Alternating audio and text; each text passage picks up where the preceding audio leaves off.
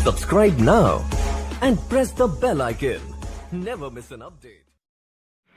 नमस्कार सभी साथियों को स्वागत करता हूं सबका इस YouTube चैनल पर। साथियों, तो आज हम शिक्षण विधियों का गोल्डन टेस्ट हल करने वाले हैं। देखिए, सुबह 8 बजे आपके स्पेशल एक वीडियो आ रहा है जिसमें रीट भर्ती के लगभग अब जो 50-55 दिन जो बच रहे हैं उससे संबंधित वीडियो है कि किस प्रकार की आपकी आगे की रणनीति रहेगी। सभी सवालों के जवाब आपको उस वीडियो में मिलेंगे। यहाँ पर शिक्षण विधियों का ये पेपर नंबर 7 है साथियों। तो चलिए शुरू करते हैं। दोनों लेवल के लिए है, बेस्ट प्रश्न उत्तर मिलेंगे। नॉर्मल जो क्वेश्चन पूछे जाते हैं तो वैसे ही प्रश्न मैंने सम्मिलित किए हैं, जैसा आपका पैटर्न है, जैसा आपका एग्ज़ाम में पैटर्न रहता है, जैसे प्रश्न आपसे पूछे जाते हैं वही चीज़ें यहाँ पर शामिल की गई है। तो चलिए शुरू करते हैं इस वीडियो को।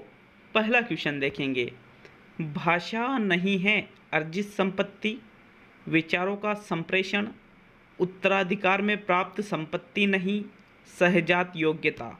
तो बताइए इनमें से भाषा क्या नहीं है।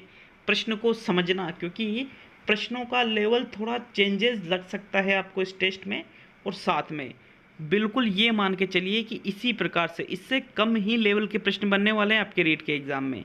तो साथियों, कोई सी भी शिक्षक भर्ती हो, बेहद ही उपयोगी ये टेस्ट है। देखिएगा, भाषा क्या नहीं है। तो साथियों, भाषा अर्जित संपत्ति, विचारों का संप्रेषण दोनों है भाषा, लेकिन क्या पूछ रहा है, नहीं है। तो साथियों, उत्तराधिकार में प्राप्त संपत्ति नहीं, ये भी बिल्कुल सही बात है, क्योंकि भाषा उत्तराधिकार में नहीं मिलती है, तो ये तो सही कह रहा है। लेकिन सहजात योग्यता, साथियों ये क्वेश्चन इतना ज़्यादा घुमा हुआ है, इतना ज़्यादा लेवल चेंजेस किया है इस क्वेश्चन में, क्योंकि मुझे पता है आप यहाँ पर तीसरे क्वेश्चन में तीसरा जो ऑप्शन है यहाँ पे आके रुक गए होंगे, लेकिन ये वाला आपका आंसर नहीं है। भाषा नहीं है सहजात योग्यता। साथियों, भाषा को सहजात योग्यता नहीं माना जाता है। विकल्प नंबर आपका 4 सही है। अब आप कहोगे कि सर आप इसका उत्तर गलत बता रहे हो, तो मैं आपको कमेंट करने से पहले बता दूं कि रीट आर टेट 2012 के लेवल 1 के भाषा फर्स्ट में ये प्रश्न आया था। ठीक है, आर टेट 2012 का क्वेश्चन है, लेवल 1 भाषा फर्स्ट थी हिंदी, उसके अंतर्गत प्रश्न था भाषा है, तो वहाँ पर विकल्प थे अर्जित संपत्ति है भाषा, तो वहाँ पर यही सही आंसर था। लेकिन मैंने उसको थोड़ा चेंजेस कर दिया प्रश्न को। तो साथियों, वहाँ पर एक विकल्प ये भी था सहजात योग्यता।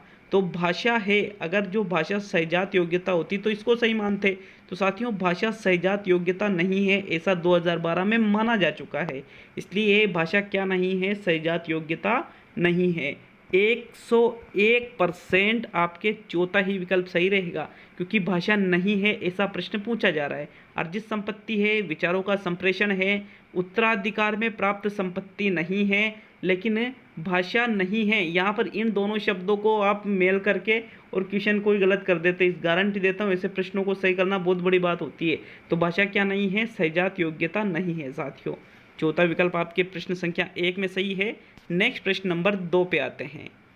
भाषा शिक्षण में बहुमुखी प्रयास का अर्थ है आगमन व निगमन विधि का एक साथ प्रयोग करना, विभिन्न प्रकार की तकनीकी का भाषा शिक्षण में प्रयोग करना, अनेक अध्यापकों द्वारा भाषा का शिक्षण करना, और अलग अलग सभी विषयों के शिक्षण में भाषा पर बल देना।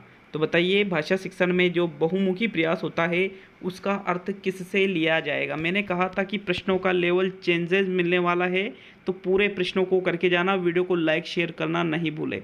गोल्डन चीज़ें हैं आपके लिए, कोई फ्री में नहीं देता इन चीज़ों को। रेगुलरिटी जो ये बना के रखी है मैंने, ये आपके लिए है, लेकिन आप रेगुलर नहीं हो, मुझे पता है इस चीज़ का। तो देखो, बहुमुखी प्रयास का अर्थ क्या है साथियों। भाषा शिक्षण में अलग अलग सभी विषयों के जो शिक्षण होता है उसमें यदि हम भाषा पर बल देते हैं तो वही भाषा शिक्षण में बहुमुखी प्रयास कहलाता है। जैसे मान लीजिए कोई सा भी सब्जेक्ट पढ़ाया जा रहा है, उस सब्जेक्ट में यदि उस सब्जेक्ट में भी भाषा पर बल दें तो बहुमुखी प्रयास भाषा शिक्षण के अंतर्गत कहलाता है।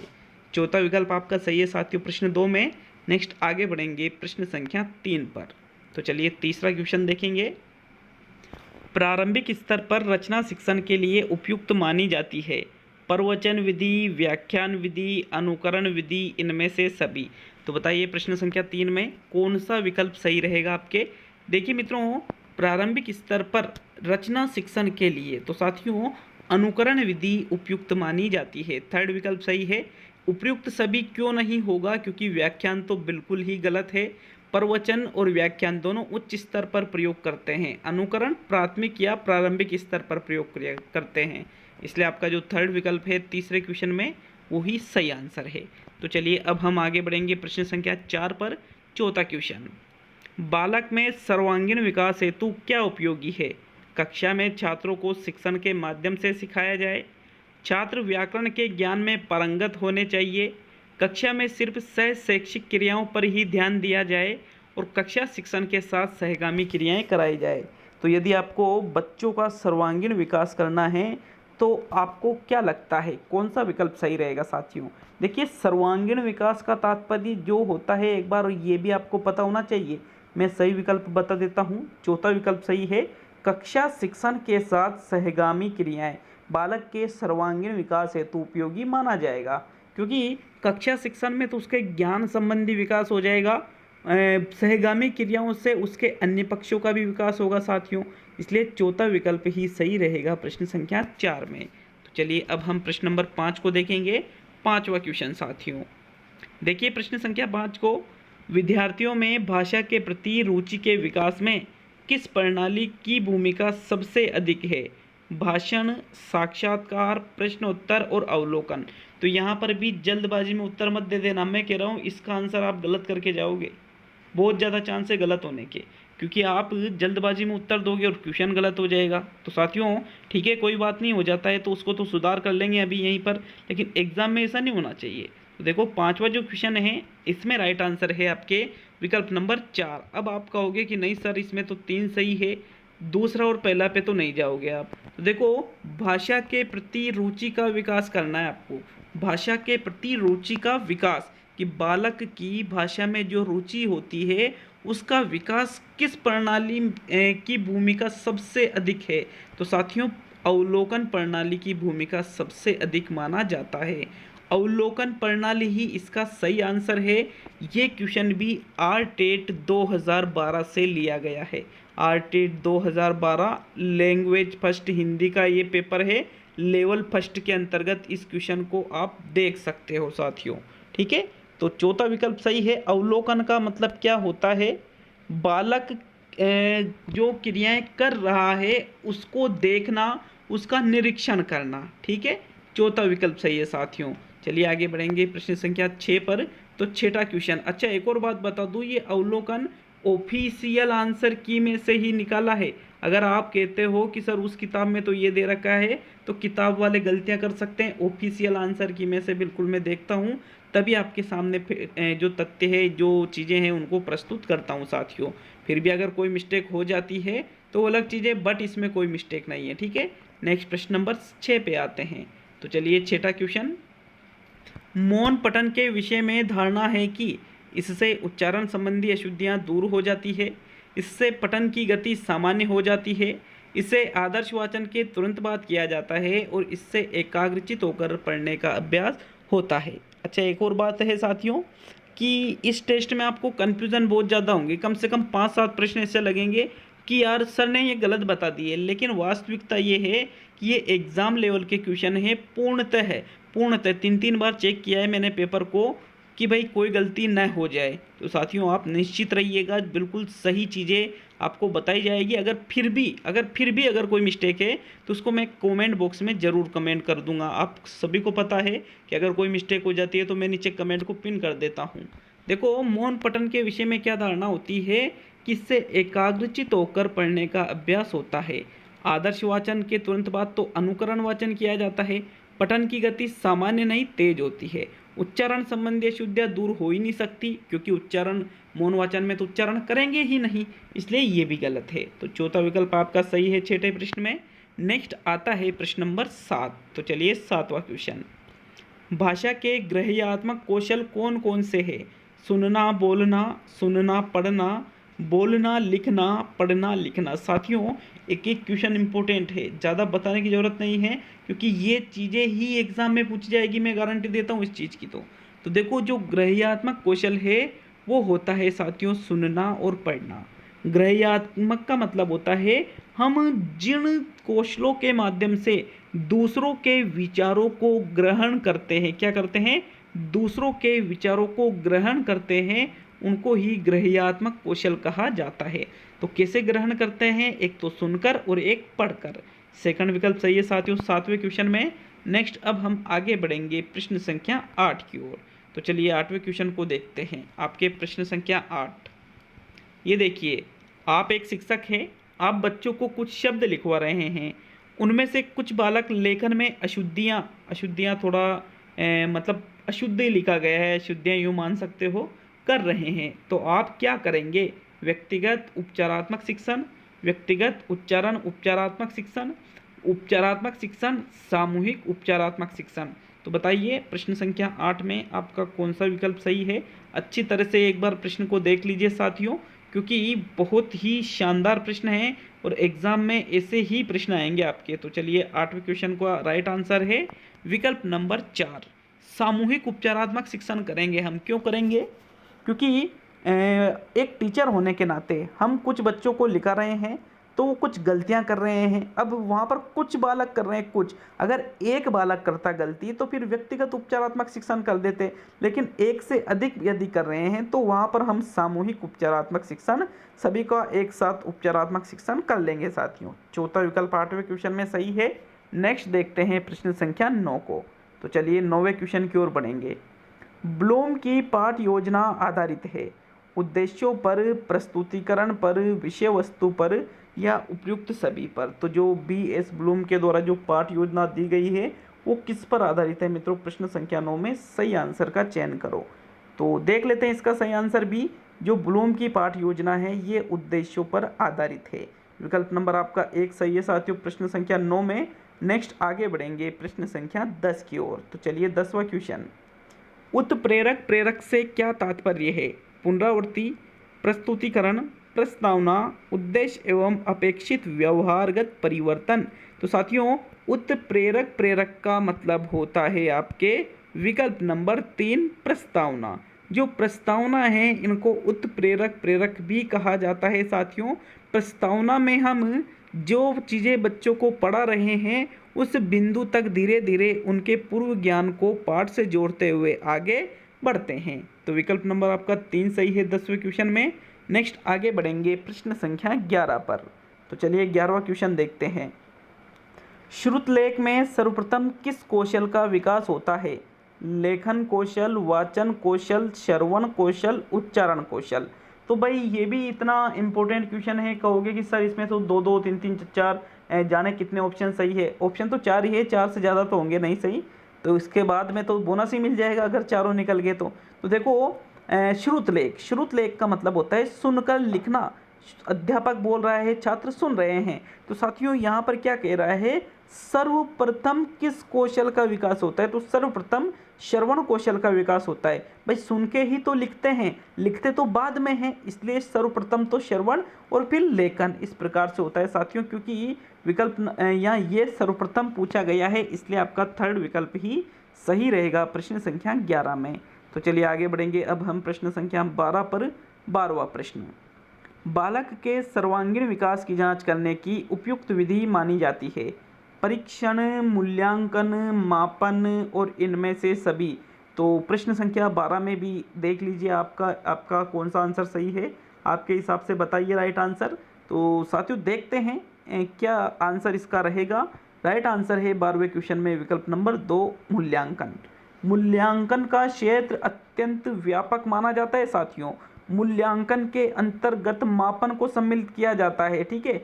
तो मूल्यांकन के माध्यम से ही जो बालक का सर्वांगीण विकास है उसकी जांच कर सकते हो। परीक्षण या फिर मापन से बालक के किसी एक विशेष पक्ष की ही जांच हो सकती है। ओनली सेकंड विकल्प 12वें क्वेश्चन में सही है। नेक्स्ट आगे बढ़ेंगे प्रश्न संख्या 13 की ओर।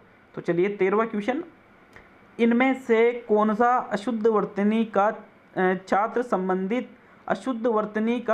संबंधित व्यक्तिगत कारण है, जलवायु, कलम, शिक्षक के द्वारा अशुद्ध उच्चारण और छात्र का दृष्टि दोष। तो देखो प्रश्न ऐसे था, थोड़ा टाइपिंग मिस्टेक की वजह से प्रश्न ही अधूरा है। मतलब ये कि भाई अगर कोई छात्र अशुद्ध वर्तनी लिख रहा है तो उसका छात्र से संबंधित व्यक्तिगत कारण बताना है आपको साथियों। तो छात्र से संबंधित यहाँ पर व्यक्तिगत कारण है छात्र का दृष्टि दोष। देखो, कलम छात्र से संबंधित नहीं है, जलवायु छात्र से संबंधित नहीं है। अगर यूँ होता कलम पकड़ने का ढंग, तो साथियों कलम पकड़ने का ढंग फिर वो व्यक्तिगत आ जाता छात्र के अंतर्गत।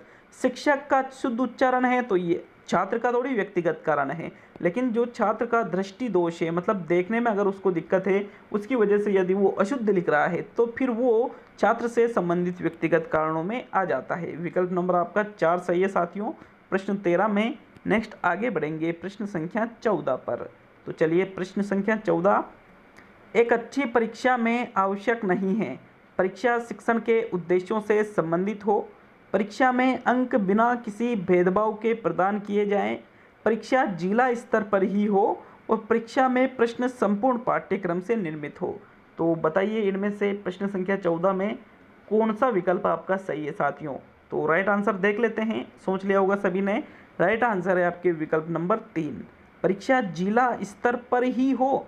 ये कोई परीक्षा के लिए आवश्यक नहीं माना जाता। एक अच्छी परीक्षा में भाई विद्यालय में जो परीक्षा होती है वो क्या बिल्कुल बेकार है फिर? नहीं साथियों, उसका भी तो कोई महत्व होता है। इसलिए आपका थर्ड विकल्प सही है प्रश्न संख्या 14 में। नेक्स्ट आगे बढ़ेंगे प्रश्न संख्या 15 पर। तो चलिए 15वां क्वेश्चन देखते हैं।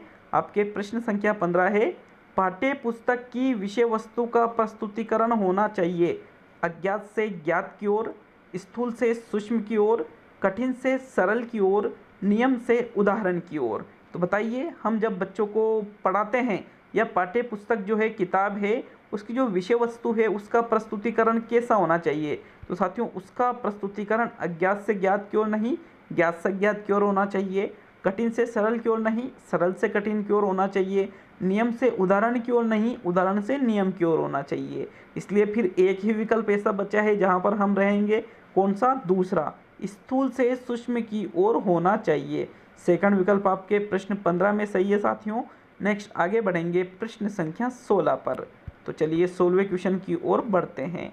आपके प्रश्न संख्या 16 है, भाषा शिक्षण में मूल्यांकन उपागम के प्रवर्तक है मॉरिसन, किलपैट्रिक, बीएस ब्लूम और फ्रोबेल। तो यहाँ पर मूल्यांकन उपागम के प्रवर्तक आपको देखना है कि भाई कौन मूल्यांकन उपागम के प्रवर्तक माने जाते हैं भाषा शिक्षण में। तो साथियों देखिएगा, राइट आंसर है मूल्यांकन उपागम के प्रवर्तक बेंजामिन ब्लूम को माना जाता है।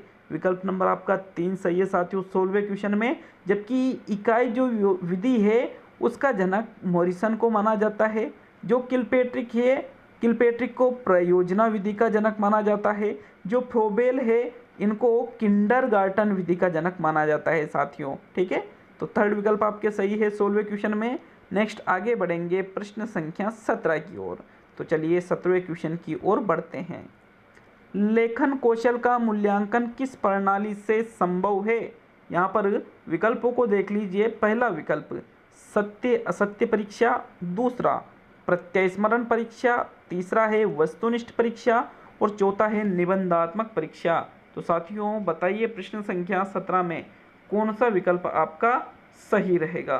तो देखो राइट आंसर इसका क्या रहेगा? लेखन कौशल का मूल्यांकन आप कर रहे हो तो सत्य असत्य में तो या तो सत्य लिख देते हैं या असत्य लिख देते हैं। इसमें लेखन कौशल का मूल्यांकन हो रहा है, ये गलत है। प्रत्यय स्मरण में रिक्त स्थान होता है, वहाँ एक शब्द भर देते हैं, तो उससे लेखन कौशल कहाँ है साथियों?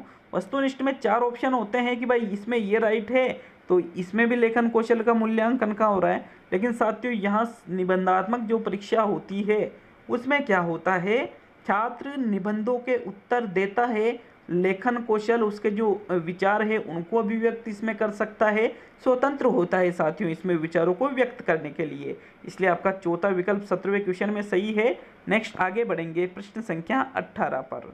तो चलिए 18वां क्वेश्चन, भाषा में बिंब का प्रकार नहीं है, हाव बिंब, श्रुति बिंब, विचार बिंब और भाव बिंब।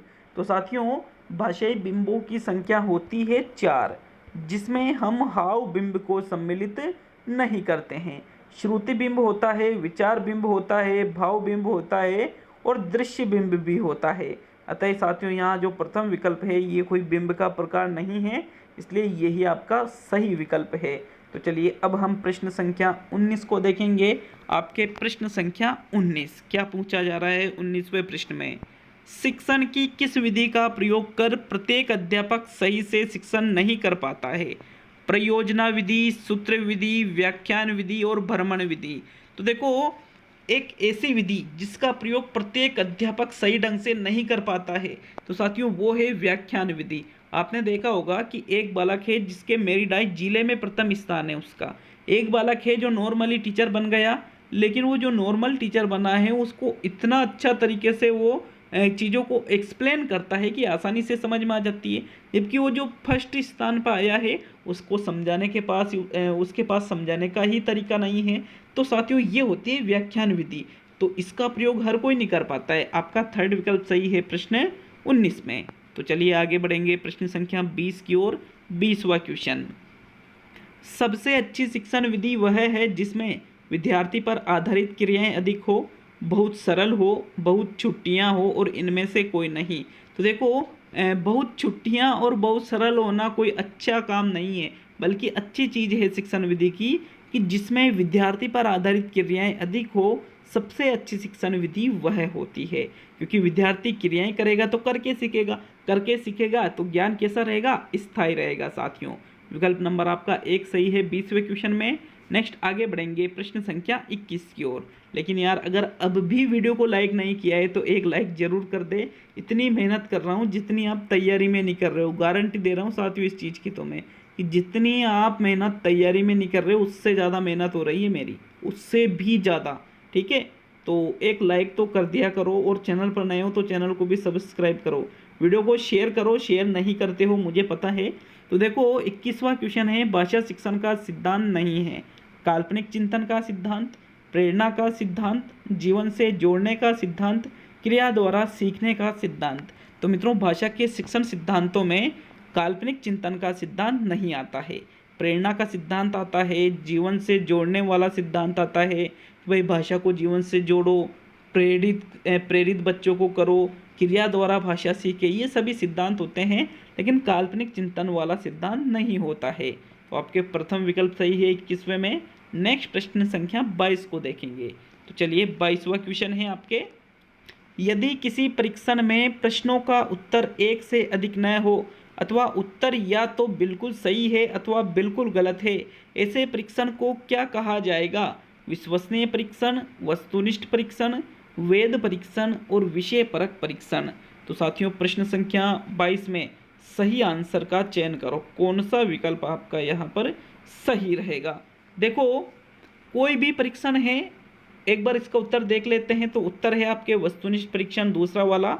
आप उसके प्रश्नों का उत्तर दे रहे हो तो वहाँ पर या तो उत्तर बिल्कुल सही होता है या फिर बिल्कुल गलत हो रहा है, तो ऐसे परीक्षण को हम वस्तुनिष्ठ परीक्षण कहेंगे, क्योंकि वस्तुनिष्ठ परीक्षण में क्या होता है, उत्तर बिल्कुल सटीक होते हैं साथियों। ऐसा नहीं है कि जैसे रीट में ये करते हैं ना, ऑब्जेक्टिव क्वेश्चन में भी 3 ऑप्शन सही मान लेते हैं, ऐसे थोड़ी होता है यार, एक ऑप्शन रखा करो। यहाँ पर सेकंड विकल्प सही है प्रश्न 22 में। बट क्या करें, हमको लगना है नौकरी, तो जैसे वो कर रहे हैं उसी प्रकार से आपको तैयार किया जा रहा है यहाँ पर। इसलिए साथियों ये मत कहा करो कि सर 2 विकल्प सही मत रखा करो, क्योंकि एग्जाम में भी होंगे, आपको जो बेस्ट है उसका चयन करना होता है साथियों। दो विकल्प सही है इसका मतलब ये थोड़ी कि 2 गोले भर देंगे, ऐसा नहीं होता है, गोला तो आपको एक ही भरना होता है। तो चलिए आगे बढ़ेंगे प्रश्न नंबर 23 पर। 23वां क्वेश्चन, गणित शिक्षण को एक कठिन विषय माना जाता है क्योंकि इसे हर कोई नहीं समझ पाता है, यह एक तार्किक विषय है, यह एक अमूर्त विषय है और इसकी संकल्पनाओं को हल करना कठिन है। तो बताइए इनमें से गणित शिक्षण को एक कठिन विषय क्यों माना जाता है, उसका रीज़न क्या है साथियों? तो राइट आंसर है, इसको कठिन विषय मानने के कारण इसका एक रीज़न होता है साथियों कि यह एक अमूर्त विषय है।